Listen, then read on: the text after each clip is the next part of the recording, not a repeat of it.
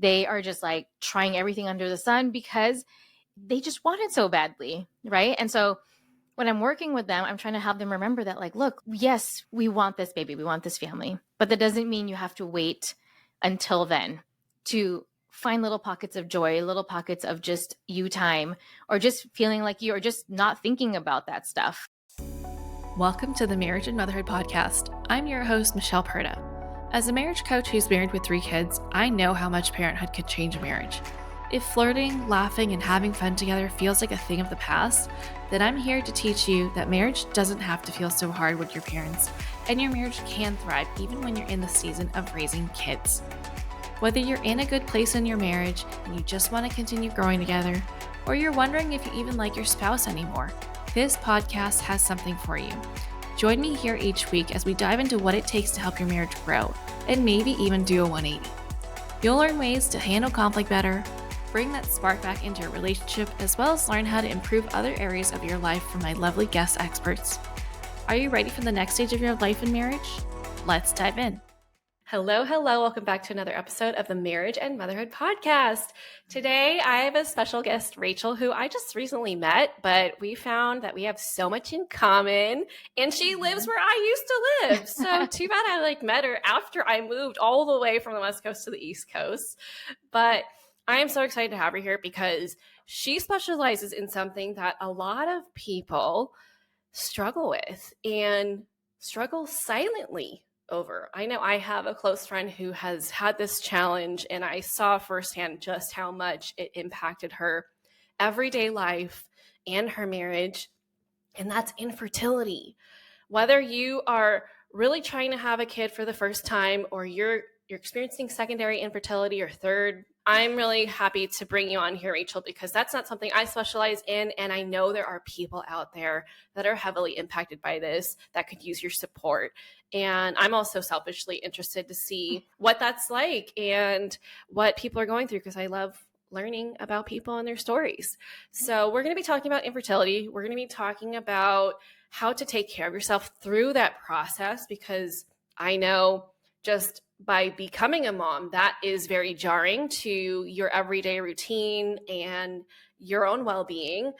Add on to that, having a really emotional journey even before becoming a mom.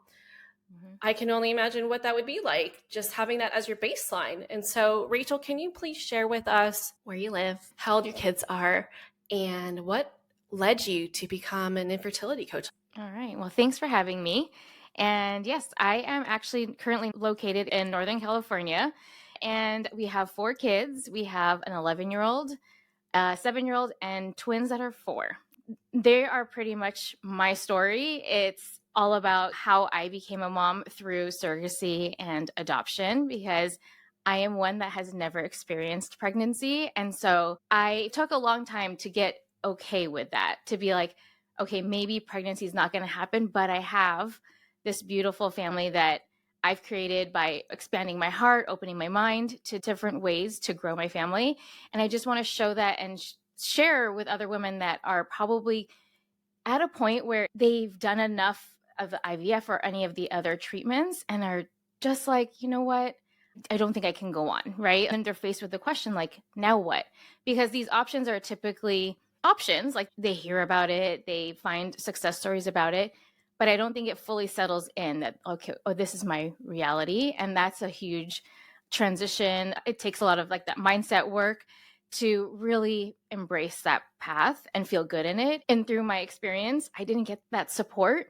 So I think in just like reflecting, I was like, there were a lot of times that I thought I was healed. I thought I was okay. And then these huge triggers would just come out of nowhere and I would lose it. I'd break down and I'm like, it's because I haven't worked on it. I see things that trigger me and I try to just shove it away as if it's bad to feel that way because I felt guilty grieving, experiencing pregnancy, but having my kids in front of me, right? And that kind of goes with secondary infertility, where you have your kid in front of you, but you're like, oh, but like, this is hurting so bad.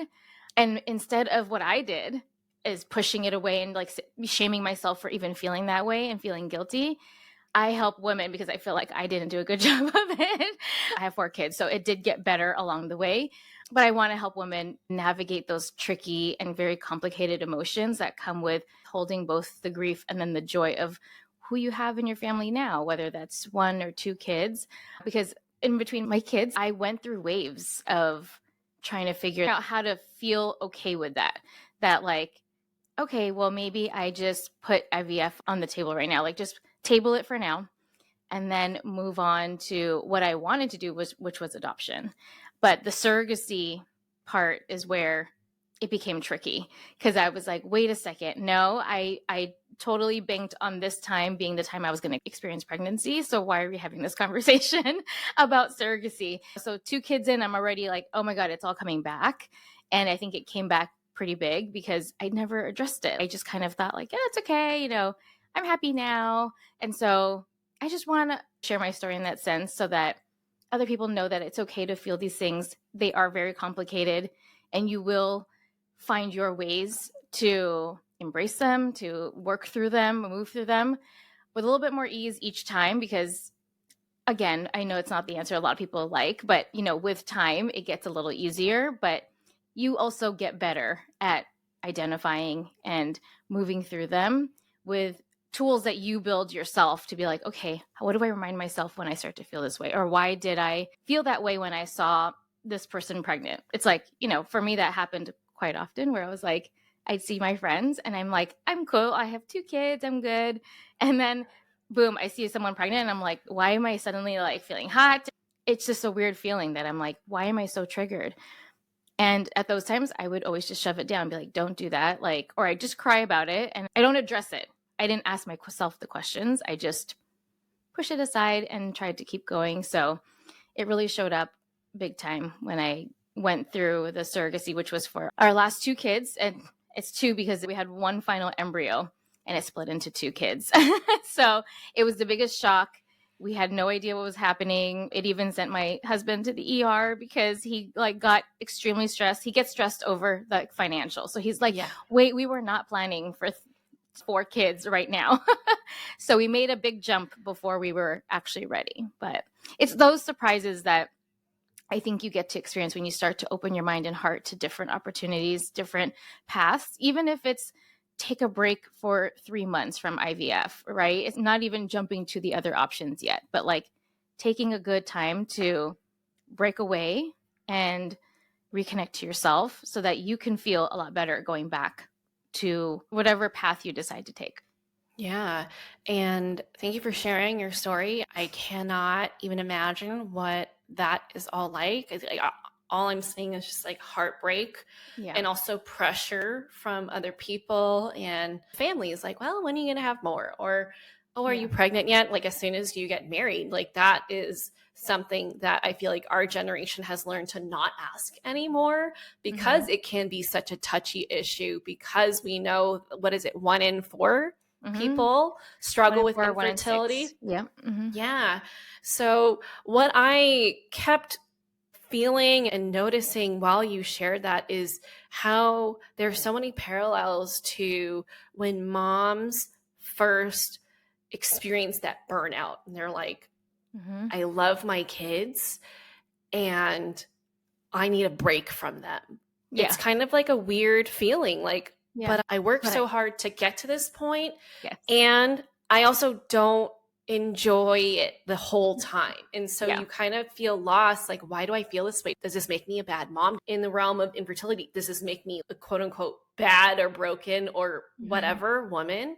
So how have you noticed in your own experience and even in your clients' experiences, how does infertility impact a woman's sense of self and identity? Because some people might even see that as like our sole role, which I don't agree with, but there are people out there, right? They put that on us that, you get married, you have kids. Like, what else do you do?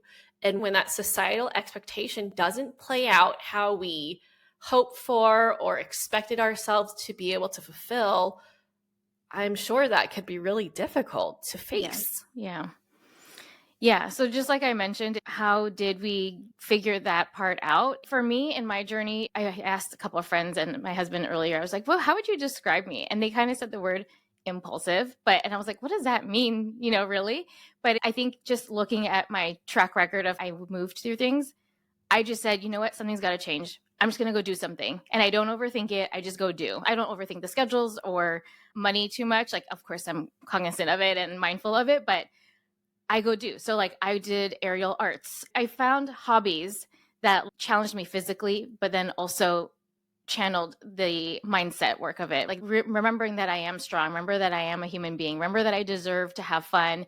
And that's so hard when in fertility you get burnt out from focusing so hard on everything. Because, like you said, when it doesn't work, or I have clients that also say that, like, well, if I'm not positive enough, and they try so hard and they're just so positive, they're like, but I'm so grateful. I am so grateful. And I get that. Like, we get scared if we have negative thoughts. We're like, oh, does that play out in how our bodies do stuff? And that's a huge pressure that I see in the clients that I work with. They put on this pressure of just, I don't want to lose it, right? I don't want to break down, but they're burnt out because they're repeating the same things of how they're feeling, right? They're just feeling exhausted. They don't feel like they experience any joy in anything that they used to feel joy doing. And same with moms. They just get in the weeds of like the schedules, the routines. And I experience that very often now as a mom. But when I transitioned into motherhood, I think I felt it more after my second. And it was just a lot of like, go, go, go, focus on the kids, focus on the surrogacy and all of that, where I was like, oh my God, like, when was the last time I did anything that made me feel good about myself? Like, I felt like run down. At one point, I got shingles. It was a lot of stress. It was like all up my face. It was horrible. I didn't even know that could happen. But you don't want to wait to those points, right? That's where I've learned the hard way, where I don't pay attention to my body. I don't pay attention to what my heart is asking for, what my mind's asking for. I even did half marathon training. I went back to work because I took a year off and tried to focus on being a new mom. I was like, I need to focus on being a mom. I'm going to do it. And I was like, wait a second, this is not fun having to take my kid to the park and schedule around his naps. And all of that just became so much. And I became resentful towards my husband. I even probably felt a little bit of resentment toward my kids. And it's not their fault, but it was my own doing. Like, I just was pouring my heart into it because that's what I worked so hard to do, was become a mom. It was my whole identity. So when that happened, I was like, okay, you know what? I did this before when infertility was my whole identity, and I did aerial arts. But then I was like, of course, this is harder now that I have a kid. So what can I do? I ended up doing more workout classes, like carving out time to do that, just to get my body moving and just a lot more movement. I think I was doing yoga and stuff at home as well. And I think just that physical movement and feeling strong in it, that's what helped me feel like, yeah, like I'm okay. Like, we're going to be okay. I just needed to come back to myself and be like, not solely think about being a mom or any infertility treatments that you're going through. And then in between that, I ended up going back to work because when I took that time off, I wasn't good with that.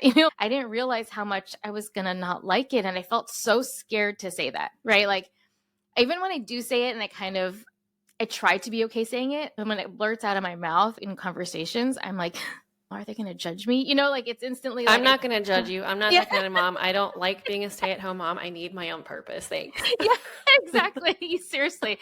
And so that's when I was like, you know what? No, my kids are my kids. My family's my family, but there's still a part of me that still exists. I just need to make sure that I don't forget her. I don't forget who she was and who she's becoming, right? And I think it's not all about being who you once were, because of course life changes, your responsibilities change. And so just accepting and learning about the new you with a combination of a little bit of old you, right? And I think that's so often what we work on with clients in my one-on-one coaching programs, because it's like, we're trying to remember that it's okay, that you can take a break from this. You can do something for you and not make it about infertility or motherhood. I think there's a lot of times where we try to multitask it. And you're like, well, if I do this massage, it also kind of helps my uterus and get it ready, right? Like, you try to think of how it will benefit fertility or you just being a mom. Like with my aerial, I just did it literally just to try something new and to go back to the impulsive thing. Like, I just did it, like, without anybody. I didn't even ask a friend to come with me. I just like, I'm going to go. And now I'm doing that again as a mom now at 4. I'm like, you need to do something again. Yeah. And I saw tap classes for adults at a nearby studio. And I was like, I've always wanted to do tap. I'm going to sign up. I love that. Yeah, I think women who do feel burnt out in motherhood or trying to become a mom is to remember that it's okay that you did nothing wrong. It's just that your expectations are not meeting what's happening with you in real life. Like you don't realize the mental load that both comes with infertility and motherhood, right? The mental load is still there in both ways. You're scheduling appointments, you're trying to track meds, you're trying to remember what you have to bring to the kids' school for whatever event they have. It's so much that we carry. And a lot of times I do believe it's also opening up to your partner and saying, I need you to step in. If you can pick something that I'm currently struggling with, it'd be great if you could step in at this time. I just need a moment. I Yeah. need some time to recenter myself so that I don't feel resentful towards the dream that I once had. It's not dreamy like it was supposed to be. So, Yeah, and it's a huge loss of control because we can make all the plans and life can be like, screw your plans, you know? 100%. Yeah. And that's with like any situation, right? With infertility, the kind of child that you think that Mm-hmm. you will end up with, you could Mm-hmm. have a neurodivergent child in Mm-hmm. which you got to kind of like be like, oh, this is probably not going to be how I thought it was going to be. So I have to pivot. And so what I'm hearing a lot from you is maybe even the importance of being intentional, right? Yeah. So again, like not hyper fixating on like, okay, every single thing I do has to aid in my potential to conceive and then Yeah. keep that baby. But rather, hey, like beyond you wanting to be a mom, you alone as Mm-hmm. a woman, you are worthy of loving your life. Yeah. Yeah. So, what ways do you see women losing themselves when they are going through infertility and even in early motherhood? What are the signs that maybe you experience or common signs that you see in your clients? Okay. That's a big one. I think women don't even notice it half the time. They're literally just sacrificing every bit of themselves. Like with infertility, they're just like, I have to push through. So no matter how sad I am, no matter how broken I feel, I'm going to keep going. And you kind of just going on autopilot, like you're just moving through it, like your body's going through it. And then you're forcing the positive thoughts. It's a lot of that hyper focus on it. And you forget that your partner is also part of this. You guys do stuff together. And my husband sometimes would just like back off and be like, okay, whatever you want to do. But sometimes that's not supportive, right? This is an us thing, not just a me thing. I want to feel less alone and I want you to be in this process with me. So I think that was a big thing for me, was like trying to communicate that. Took practice. It came out one way and then it was like, okay, maybe that didn't land well. But that was so hard to say it because I was always burnt out. I was just inundated with thinking and researching. We lose sleep. Like right when you hit the pillow, you're still thinking about ways that you can make sure it works the next round. And the next time you try, or how you're tracking your ovulation and eating right and working out and sleeping well, like all the lifestyle things, the right meds. And then a lot of times with infertility, like I see clients, what they do is that if it doesn't work out, they have a setback, they then like, it's almost like they are on a scavenger hunt of like all success stories and what are other things that they did. And they start to pile that on. Okay, I'm doing all this and now I'm going to pile on what you did and then what you did because it seemed to work for you.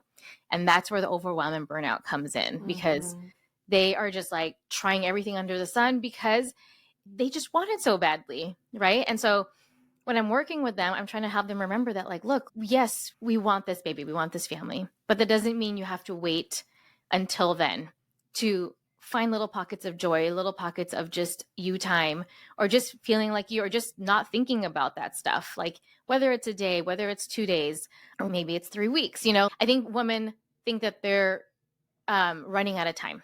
They're on this race of just like, but I'm being left behind. All my friends and everybody's kind of like zipping through. And now I'm stuck here with maybe one friend or no friends now that don't have children yet. And so you kind of feel like, oh my God, I'm so alone. And And the it just, biological clock isn't helpful the biological clock, either. yes. Yeah. So I think it's really getting that support to just have you come out of that is what's helpful. And I've talked to my fertility doctor on my podcast as well. And she says that a beautiful thing where it's like, the more help, the better, right? Like you do need the fertility doctor, but you also need a coach or a therapist. And then you need all these people as a team to help support you and lift you up, because this is not easy for just one person to figure out, right? You need the experts. Why not lean on them instead of leaning on Google at like 3 a.m., which I've done many times. It's like, okay, so what is this person doing? And at that time I didn't have podcasts, but I'm sure women now are just like listening to podcasts, and there's no magic pill, right? Because someone can do IVF however many rounds and still experience miscarriages, or maybe it just never happens, right? So it's always getting in tune with yourself and blocking out all the noise of like it's a race, biological clock, all that stuff that's like in your head where you start to feel like the world is crashing on you, and get in tune with, okay, what can I handle? What's my capacity like right now? Do I need to build capacity to then go for another round, or do I need to build capacity to really open my mind and heart to surrogacy, maybe because we have embryos? So it's always different, right? And it's hard because every cycle you're putting in your full hope in that this is the one. And it's like this roller coaster of just like heartbreak, hope, heartbreak, hope, heartbreak, hope. And it's like the most exhausting thing ever. So what are some small steps that women can take if they are in that cycle of burnout where they're like, no, I have to give it my all. Like my family's counting on me to give them grandkids. Yep. I really want to start my family. I want to go on play dates. I want to do this and do that. But they're like, it's so draining. It's not happening for me yet. And I don't understand why. I'm doing all the things. Maybe there's something I don't know. And they get into that cycle of just like, this is my life. I have to solve this problem that I have and nothing else matters. What are some things that you recommend they start doing to live a more sustainable life where it doesn't become your life? Yeah. I definitely encourage clients to really take intentional moments, approach their moments of self-care that they have.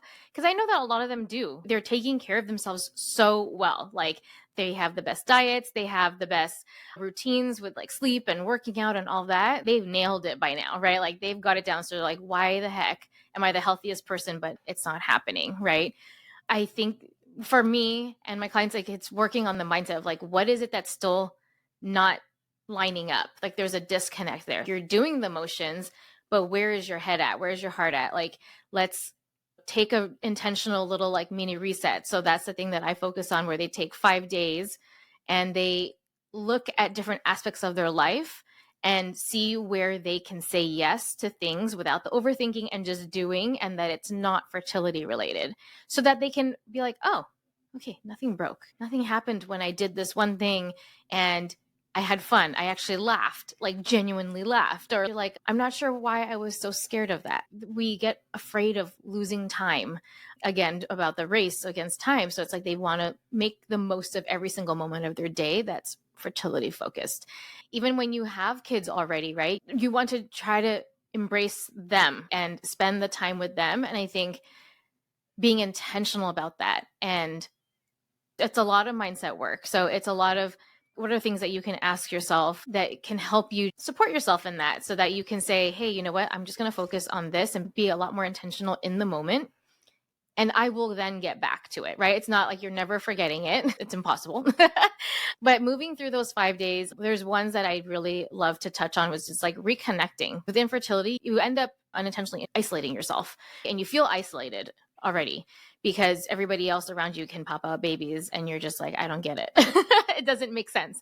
And finding your people that are going through that, but like reconnecting with friends that you love and trust, and just a small thing like, hey, can we FaceTime each other later? I wanted to share about this book that I'm reading. That's it. Or just keep it short, like a nice little text.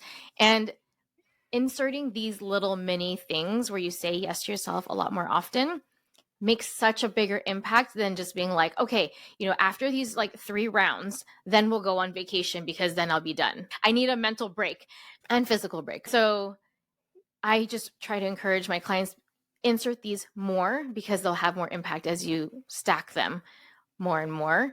Because waiting for a time to travel, you're just pushing through all the uncomfortable and the discomfort and the heartbreak and everything.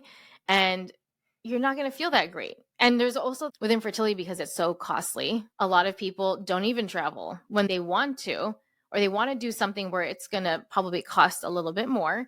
And they don't want to because they feel irresponsible. They're like, but I should be saving, because what if this round doesn't work? I need to save for the next round. So they say no.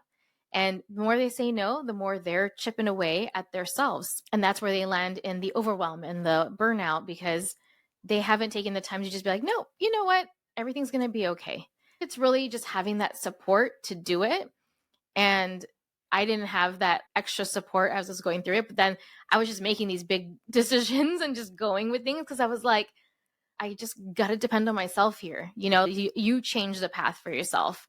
So it starts with you. And if you can't get there, get the support that you need to just remember who you are, who you want to reconnect with, whether it's yourself or with other people, or maybe even your partner, right? How often have you probably gone on a date while dealing with infertility? How often have you actually just sat down and not talked about it, right? A lot of times my husband and I would like watch a movie and be like, oh, let's pause for a second. And I'd start blurting out stuff about our process. And he's like, okay. So it's being a lot more intentional than that, right? Like, I know you're going to have urges to like want to talk about it because it's on your mind, but it's going into whatever activity or thing that you want to do to reconnect with someone or yourself with the intentionality that like, I'm going to put a pin on all of that because it's not going anywhere. And trusting yourself, building that self-trust that like, you know how to move through this. You are already doing it. You're already making the little micro steps and you're not broken. And I always say that too. We're not fixing you. We're just helping you reconnect to who you are beyond infertility and motherhood. Because then I know that a lot of people complain online now about hearing moms saying how tired they are from motherhood, and it doesn't help people that want to get pregnant and have kids. But I do appreciate it, because I'm like, okay, I went into motherhood thinking it was going to be everything I dreamt of, right? Because no one told me that this is what it's going to look like. Yeah. And I think kind of bypass the, oh, you won't sleep and da da da. And it just sounds nonchalant. So you're like, okay, I can handle a couple nights with no sleep. And you're like, no, that's not true. Years. Yeah, years of no sleep. And like when the twins came along, I was like, oh gosh, we are effed. Like, this is going to be rough. I didn't know how we were so dysfunctional for so long. But that's the thing. If you're coming from infertility and then jumping into motherhood, you'll feel even more drained, because you're like, wait, like, I do enjoy my baby, but why am I not connecting? Why am I not fully here? Why do I feel upset or sad or just disconnected? And it's because with infertility, you lost yourself, and then we didn't address that. And then we moved straight into motherhood once it worked. And you banked all of that pressure to be happy when this baby came. It's almost like putting pressure on this little tiny human to be like, you're going to bring me joy. It's like, we need to find the joy within ourselves so that we can tap back into that when we need it, and just being better at identifying, when do I need it? What am I starting to do? And that's how I went through my journey. Anytime I felt like things were off and I was feeling burnt out or not feeling like myself, I was like, oh, I got to do something. I'm not sure what it is, but I'm going to go do it. And that's going to become my focus for a couple weeks. So it doesn't even have to be something you're committed for like forever. It can just be like those classes you find. Maybe it's like a 4-week thing, and integrate it. The reset that I do for a woman going through infertility, it also works for moms, because it's like, I'm not saying uproot all your responsibilities just to focus on you. It's how do you get more intentional in your day-to-day, and how do you weave in new things, or maybe things that you've been wanting to try, and maybe just challenging yourself for the time of the day because it makes sense from your work schedule, and just focusing on that. And just take it step by step. With infertility too, it's all about just one foot in front of the other. You can do that too for just tapping into joy for yourself, rather than putting all this pressure on this baby to arrive and it be like, okay, now I'm supposed to be happy, and I don't feel it. Yeah. No, I love that, because it's like when people say, oh, you guys should just go on vacation and then your marriage will be fixed. It's like, well, no, because that's not everyday circumstances. No. Right? Yeah. It's an escape, which is sometimes nice, but you're not actually addressing the problem. And what I'm hearing from you is how important it is to remember the different roles that you fulfill in your life. Like, okay, yes, struggling with infertility, that is one part. I'm also a whole woman. Whether you work, you own your own business, or you don't work, Yeah. whatever it is, and you are a daughter, you're a friend, you're a Mhm. cousin. There are so many parts of you Mhm. that we need to remember. Mhm. And that's how we can navigate through these more challenging times, because it doesn't feel like it is eating up all of us, becoming our identity. Like, oh, I am just a subfertile or infertile person, and that is all I am, and that's all I am ever going to be. And I can see why that could be really overwhelming if you get into that stage. And so I Yeah. need to dig my way out of this so that I can be worthy of the joy, the happiness, Yeah. the fulfillment, whatever. Yeah. And I want to shift this, because while the woman's experience is so overwhelming, because it's our body that is essentially hosting the baby, right? Like, Mhm. we need a lot of things to go right for it to work, Mhm. that I can imagine how much it impacts the marriage. If Mhm. we're turning fully onto, okay, I have to eat the right way, I have to exercise, and I have to meditate and be relaxed, and I can't do anything too stressful. Like, I'm just making stuff up here. So, like, Yeah. let me know if I'm not on the Yeah, no, right you're track. on point, yes. Um, I can see how you can put your marriage on the back burner, because Yeah. you're like, I'm doing this for us. And so, like, once I figure this out, then we Mhm. can go back to being us. But until then, like, I just need to figure this out. And I don't have any bandwidth or capacity to dedicate to the marriage. So, what are some challenges that you experienced in your marriage, and also your clients? What did they experience that negatively impacted their marriage while they were experiencing infertility? I think infertility opens up a lot of issues where the main thing is communication. Mhm. Like, you're doing everything. You're doing the mental load of infertility, and you're like, dude, where are you?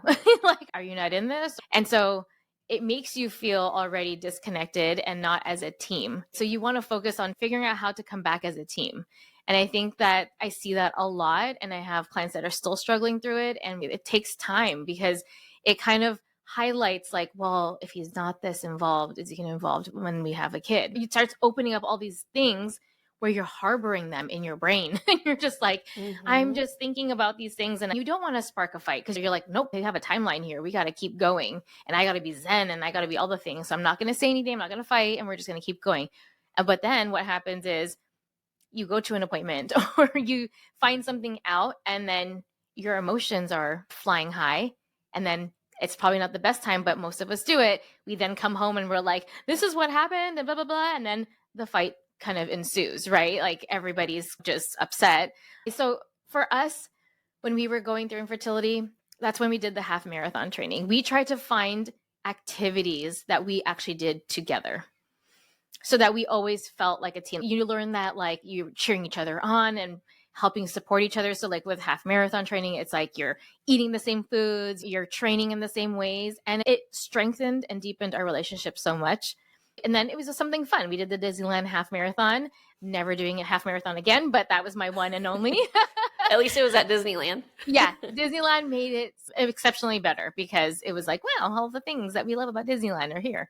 But even my husband, he talks about that. He's like, doing stuff where it felt fun. This is something that a lot of my clients had mentioned, is that they turned activities with the infertility journey into acts of love. It takes a lot of reframing, and that takes a lot Mhm. of intentionality to be like, I can reframe this and say, like, every time we do one of our infertility shots, we do like a little kiss and a little saying, like an affirmation between the two of you. And this is someone that did this, and they would just say, like, this is for our baby that we love so much. Doing affirmations and just positive thinking, but not in a like, I need to be positive, but doing it together. So doing a lot of activities together, whether it is fertility related or not, it's so helpful.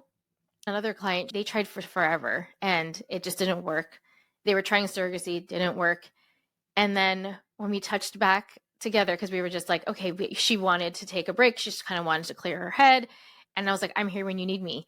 And she came back and she was like, I'm having the most fun right now. She's like, we've reconnect. Our relationship has taken a new experience. She's experiencing her partner on another level, like on a level they didn't realize. And it's because they've just totally disconnected throughout the process. And you get so flooded with everything you need to do.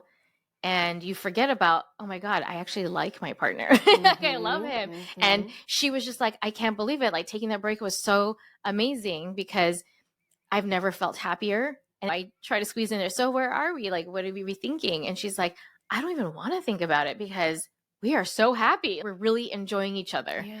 And so taking that break, or just finding, if you're willing to still do the process, but integrating times where like you guys are reconnected, whether it's a shared hobby, like you can have your own hobbies, but have a shared thing that you guys do. And it can be so small. Like there was one time we were doing our overnight oats at night together and just like using that time to just like prep our stuff for the next day together, though. Because, often those times are like, oh, the mom normally takes over all the prepping of everything the next day. But I was like, no, I would really appreciate it. And I think that communication part is like, we all want our marriages to feel equal. And it takes a lot of intentionality. And it's really hard to say because I always felt weird saying it, being like, hey, I need this. Like, I think it's really hard for us to express our needs because we're supposed to be strong, independent women and we can do it all. But I'm like, no, it shouldn't be that way. You can, but you don't want to. Exactly. There's a difference. Yeah, there is a big difference. So yeah. So I do think it's just integrating a hobby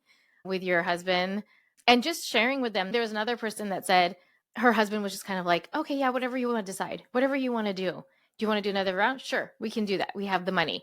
And it's off-putting to the woman because they're like, wait, but like this is a decision about our family.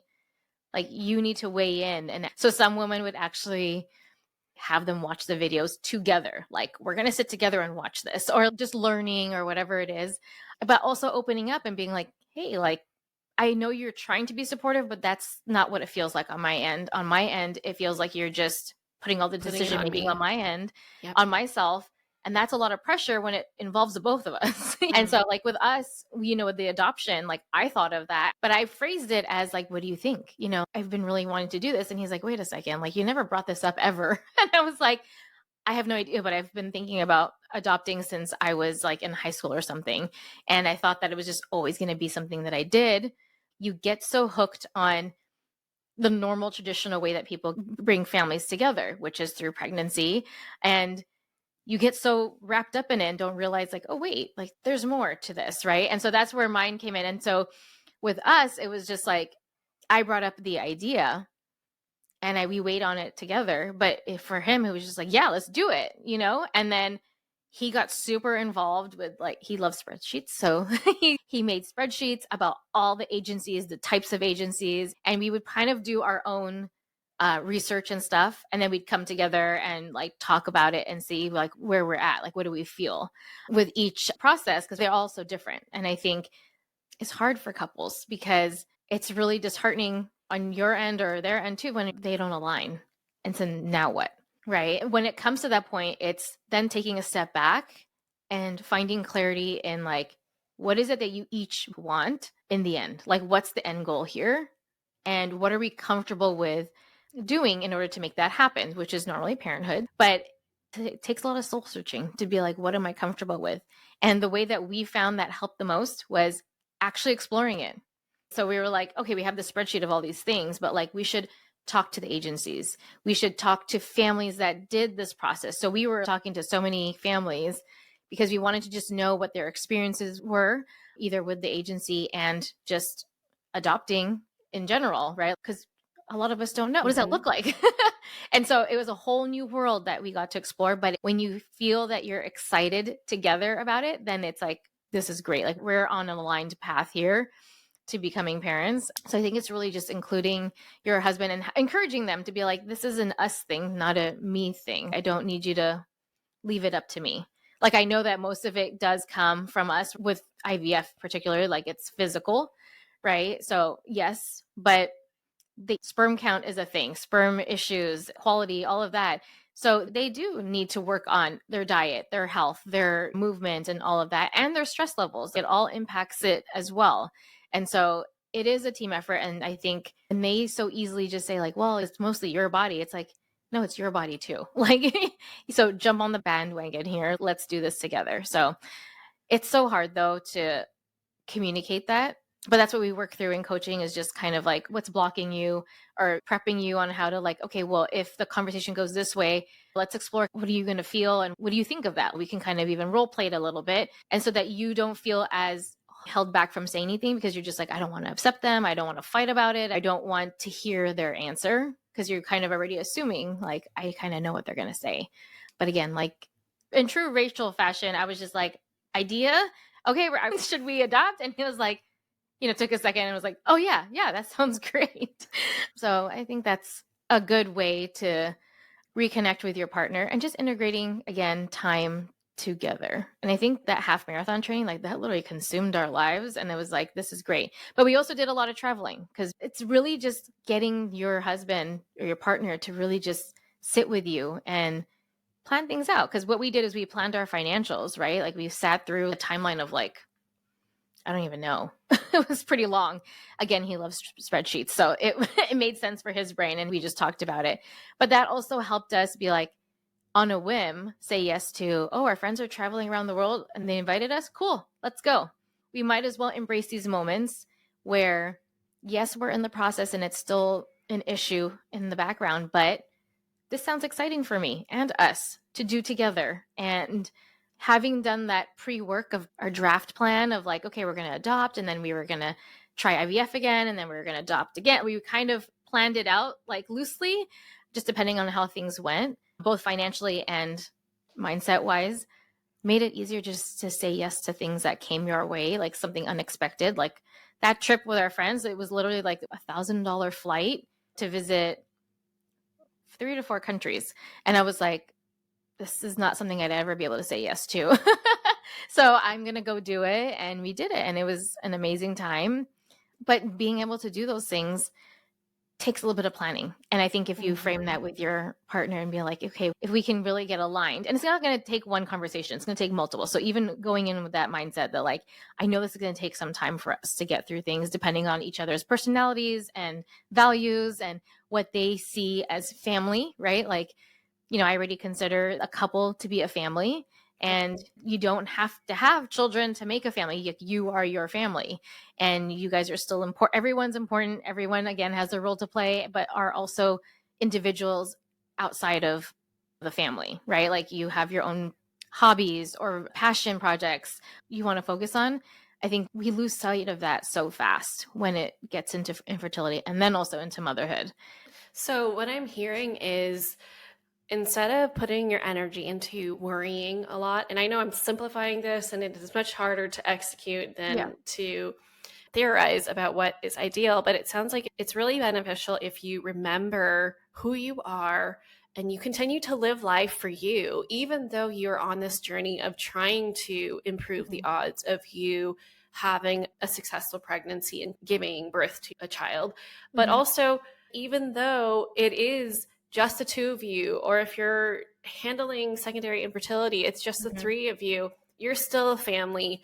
And no matter what happens, you and your husband are still the foundation. And so don't let this challenge rock that. Continue to nurture your marriage, even though you're going through problems, like whether it's infertility, whether it's money, whether it's in-laws. You still need to foster that connection no matter what challenge you're going through, because you're going to need each other to navigate that.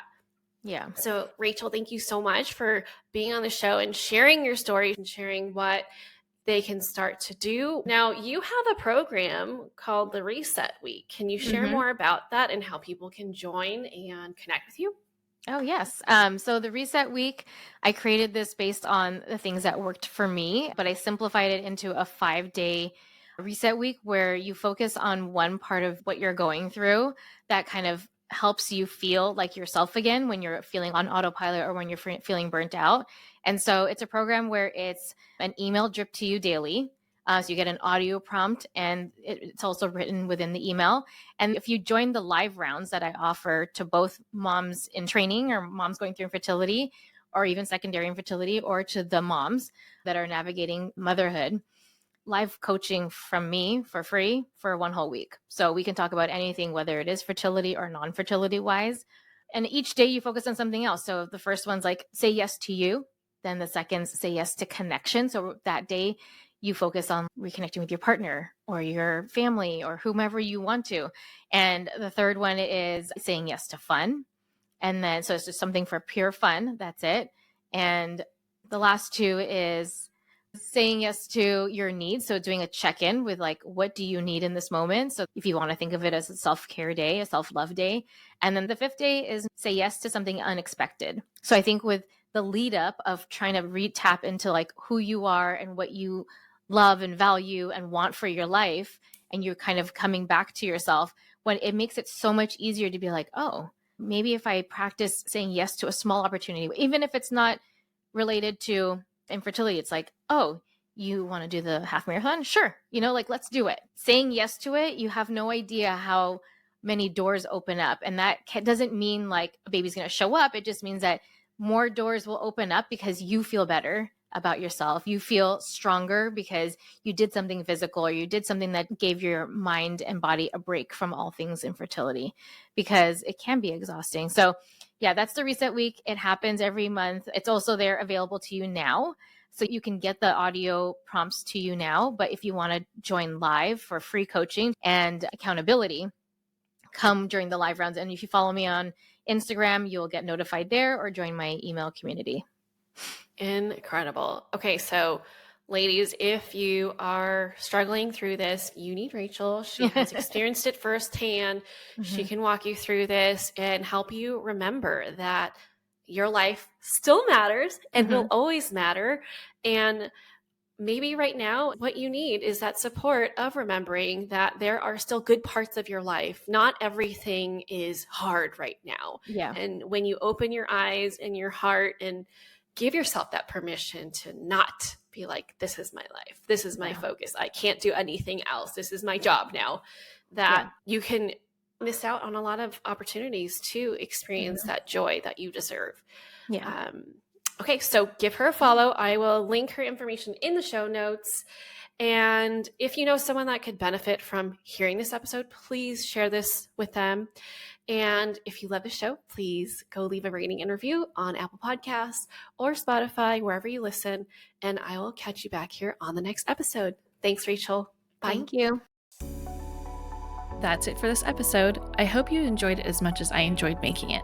If you did, please send me a message over on Instagram at Michelle Perta Coaching to let me know what you loved most about it. Hearing from my listeners is my absolute favorite. And if you've been loving this podcast, please leave a rating and review. This will help people like you find the show and get the help they need. Catch you here on the next episode. Bye.